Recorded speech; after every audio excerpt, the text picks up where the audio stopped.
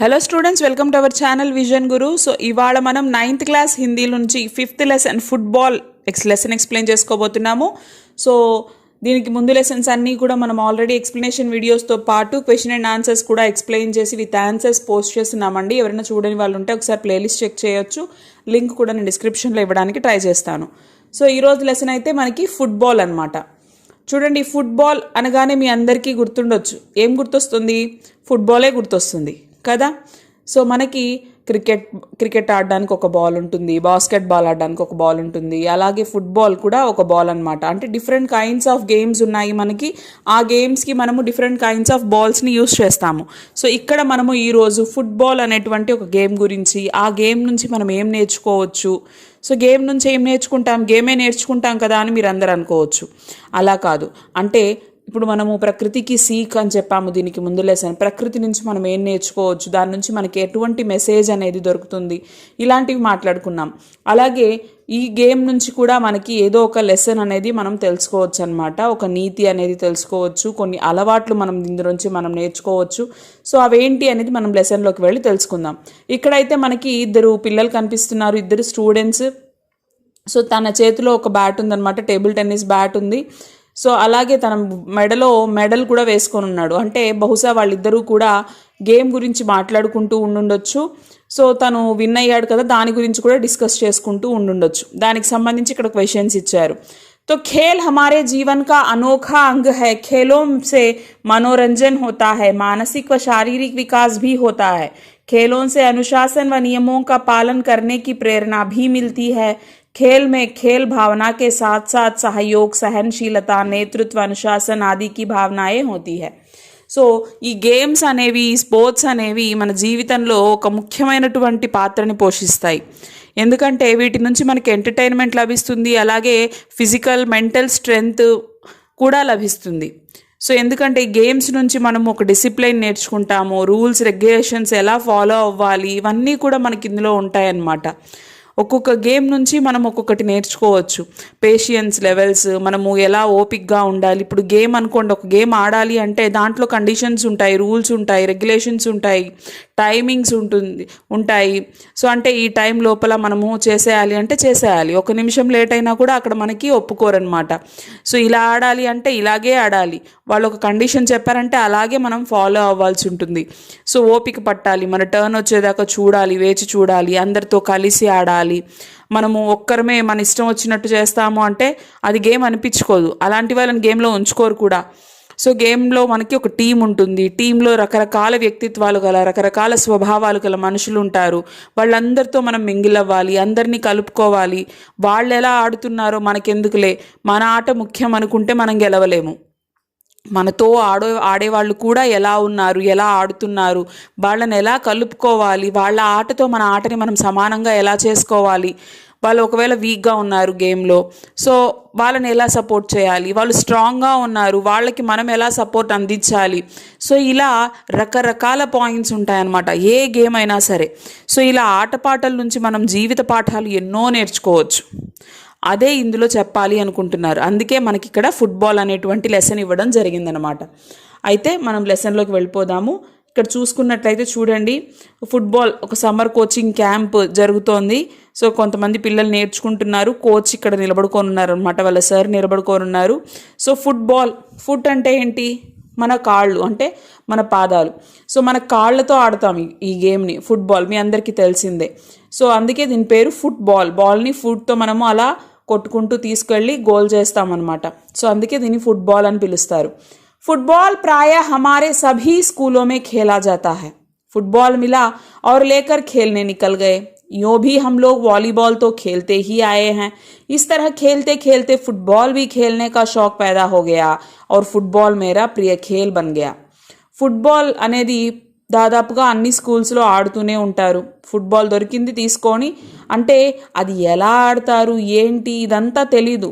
Just ball దొరికింది, అలా విసిరేసుకోవడమో, చేతులతో కొట్టడమో, కాళ్ళతో కొట్టడమో, దాన్ని ఎలాగో ఒకలాగా మనకు వచ్చిన విధంగా మనకు నచ్చినట్టుగా మనం ఆడడం స్టార్ట్ చేసేస్తాము. అయితే వాలీబాల్ ఆడుతూనే ఉన్నాము, దాని తర్వాత ఈ ఫుట్బాల్ కూడా అలా అలా ఆడుకుంటూ చాలా ఇంట్రెస్ట్ పెరిగిపోయింది, ఇష్టం పెరిగిపోయింది దీని మీద. తెలియకుండానే ఫుట్బాల్ ఒక ఫేవరెట్ గేమ్ అయిపోయింది. క్యా దిన్ క్యా రాత్ క్యా ఖేత్ క్యా మైదాన్, జబ్ సమయ మిలా मै हूं और मेरा ఫుట్బాల్. సో పగలు లేదు, రాత్రి లేదు, ఆ పొలాలని కాదు, ఎంటీ గ్రౌండ్ అని కాదు, ఎప్పుడు టైం దొరికితే అప్పుడు నేను నా ఫుట్బాల్ అలా ఆడుకుంటూ ఉండిపోయేవాడిని. शुरू में तो मैं अकेला ही खेलता रहा, तब यह मेरे लिए खिलौना था. बाद में मालूम हुआ कि यह तो सबकी चीज़ है, अनोखी चीज़ है. हाँ, फुटबॉल सबकी चीज़ है. 2 टीमें खेलती है, हजारों लोग देखते हैं. అయితే నేనేమనుకునేవాడిని, ఫుట్బాల్ కేవలం నాది, నా ఆట వస్తువు, ఇది కూడా ఒక ఆడడానికి ఉపయోగించేటువంటి ఒక వస్తువు మాత్రమే అని నేను అనుకునేవాడిని. తర్వాత తెలిసింది ఇది అందరి వస్తువు, నాదొక్కడిదే కాదు, ఈ ఫుట్బాల్ అనేది అందరి ఆట వస్తువు. చాలా అంటే డిఫరెంట్ కైండ్ ఆఫ్ థింగ్ అనమాట ఇది. అంటే ఇది అందరికీ నచ్చుతుంది. ఇందులో టీమ్స్ ఉంటాయి. అంటే నేను ఒక్కడనే ఆడుకునేవాడిని ఇంతకుముందు నాకు తెలిసేది కాదు, ఇలా ఆడాలి, ఇంతమంది ఉంటారు, టీం ఉంటుంది, ఇలా ఫాలో అవ్వాలి అని నాకు తెలిసేది కాదు. నేను జస్ట్ ఒక బాల్ని ఒక ఆట వస్తువుగా తీసుకొని అలా నేను ఒక్కడనే ఆడుకుంటూ ఉండేవాడిని. కానీ తర్వాత ఏం తెలిసింది, ఇందులో 2 టీమ్స్ ఉంటాయి. ఆ 2 టీమ్స్ ఆడుతూ ఉంటే కొన్ని వేల మంది ప్రజలు కూర్చొని చూస్తూ ఉంటారు. फुटबॉल का खेल अकेले एक आदमी का खेल नहीं, यह टीम का खेल है. मिलजुल कर खेलने का खेल है. यह ताकत और सावधानी का खेल है. यह चुस्ती का खेल है. यह नज़र का खेल है. సో ఫుట్బాల్ అనేది ఒక్క మనిషి ఆడేటువంటి ఆట కాదు, ఒక టీం ఆడేటువంటి ఆట, కలిసిమెలిసి ఆడేటువంటి ఆట, చాలా స్ట్రాంగ్గా ఆడేటువంటి ఆట, చాలా జాగ్రత్తగా ఆడాల్సినటువంటి ఆట. సో కాబట్టి చాలా ఫోకస్ చేయాల్సినటువంటి గేమ్ ఇది. ఫుట్బాల్ పర్ నజర్, సాథియోం పర్ నజర్, విపక్షియోం పర్ నజర్, గోల్ పర్ నజర్, లైన్ పర్ నజర్, సమయ్ పర్ నజర్, అప్నే పర్ నజర్. సో ఫోకస్ చేయాల్సింది ఎవరి మీద ఫోకస్ చేయాలి? కేవలం ఆట మీదవేనా? కాదు, ఫుట్బాల్ మీద ఫోకస్ చేయాలి. మనతో ఉండేటువంటి టీం మెంబర్స్ మీద ఫోకస్ చేయాలి, ఆపోజిట్ టీం మెంబర్స్ మీద ఫోకస్ చేయాలి, గోల్ మీద ఫోకస్ చేయాలి, లైన్ మీద ఫోకస్ చేయాలి, టైం మీద ఫోకస్ చేయాలి, నీ మీద నువ్వు ఫోకస్ చేసుకోవాలి. సో ఇలాంటి ఒక ఆట అన్నమాట ఇది. యహ్ ఐసా ఖేల్ హై జిస్మే ఏక్ కి తాకత్ సబ్ కి తాకత్ హై और एक की कमजोरी सब की कमजोरी है. ఇందులో ఒక్కరు స్ట్రాంగ్గా ఉంటే టీం అంతా స్ట్రాంగ్గా ఉన్నట్టే, ఒక్కరు వీక్గా ఉన్నా టీం అంతా వీక్గా ఉన్నట్టే. సో అలా అందరి మీద డిపెండ్ అయి ఉంటుంది ఈ గేమ్ అనేది. ఫుట్బాల్ సచాయి కా ఖేల్ హై, యహ్ ప్రేమ్ కా ఖేల్ హై, ఇస్మే జో వైర్భావ్ రఖే వహ్ ఖిలాడీ నహీ. సో అయితే ఫుట్బాల్ అనేది ఆనెస్టీతో కూడుకున్నటువంటి ఏ గేమ్ అయినా సరే ఆనెస్టీతోనే ఆడాలి మనం. సో ఏదో వాళ్ళని తోసేయడము, వాళ్ళని గాయపరచడము, వాళ్ళ మీద కోప్పడము, అలా ఆడేవాడు ఆటగాడే అనిపించుకోడు. మనము ఎంతో ఇష్టంగా ఆడుతున్నప్పుడు ఆ ఇష్టాన్ని చూపించాలి గేమ్ మీద. అంతేకాని ఎదుటి వాళ్ళు బాగా ఆడుతున్నారు కదా అని వాళ్ళ మీద మనం పగ పెంచుకోవడం, వాళ్ళని ఎలా పడితే అలా ట్రీట్ చేయడం, అలాంటివి చేయకూడదు. దో పక్ష హై, ఏక్ జీతేగా और दूसरा हारेगा, इसमें नाराजगी या वैर भाव की क्या बात. 2 టీములు ఉన్నప్పుడు ఒకరు గెలుస్తారు, ఒకరు ఓడిపోతారు. సహజంగా ఇదే జరుగుతుంది. అంటే ఇంక గేమ్ అంటేనే అంతే కదా, ఇద్దరు ఉన్నప్పుడు ఒకరు ఫస్ట్ వస్తే ఒకరు సెకండ్ వస్తారు, ఒకరు గెలిస్తే ఇంకొకరు ఓడిపోతారు. అది కామన్ థింగ్, దాన్ని మనం యాక్సెప్ట్ చేయాలి. సో ఒక టీం గెలుస్తుంది, ఒక టీం ఓడిపోతుంది. ఓడిపోయినంత మాత్రాన మనము గెలిచిన వాళ్ళ మీద కోపం తెచ్చుకోకూడదు. ఇస్ బార్ హారోగే తో అగలీ బార్ జీతోగే, ఈసారి ఓడిపోయావు నెక్స్ట్ టైం గెలుస్తావు. జీతనేకి కోషిష్ కరో, గెలవడానికి ప్రయత్నించాలి. विपक्षी अगर जीता है तो उसके खेल को समझो और उसकी सराहना करो. अपनी हार से भी सीखो और अपनी जीत से भी सीखो. నువ్వు ఓడిపోయావు అనుకుందాం, నువ్వు అప్పుడు ఏం చేయాలి? నీ ఎదుటి వాళ్ళు, గెలిచిన వాళ్ళు ఎలా గెలిచారు, వాళ్ళు మనకంటే ఎంత బెటర్గా ఆడారు, వాళ్ళ ప్లస్ పాయింట్స్ ఏంటి, ఇవన్నీ చూసుకోవాలి. దాన్ని మనం రిపీట్ చేయాలి, నేర్చుకోవాలి. వాళ్ళ గెలుపు నుంచి కూడా మనం నేర్చుకోవాలి, మన ఓటమి నుంచి కూడా మనం నేర్చుకోవాలి. వాళ్ళు గెలిచారు, అప్రిసియేషన్ చేయాలి వాళ్ళని. సో మన ఓటమి నుంచి కూడా మనం నేర్చుకోవాలి. ఈసారి మనము ఏం తప్పు చేసాము, ఎక్కడ మనము మైనస్ అయ్యాము, సో దాన్ని రిపీట్ చేసుకోకుండా నెక్స్ట్ టైం ఇంకొంచెం కష్టపడాలి అని మనం నేర్చుకోవాలి. आज तक मैंने किसी बड़ी टीम में नहीं खेला, पर एक दिन मैं अपने ही देश की किसी बड़ी टीम में ज़रूर खेलूँगा.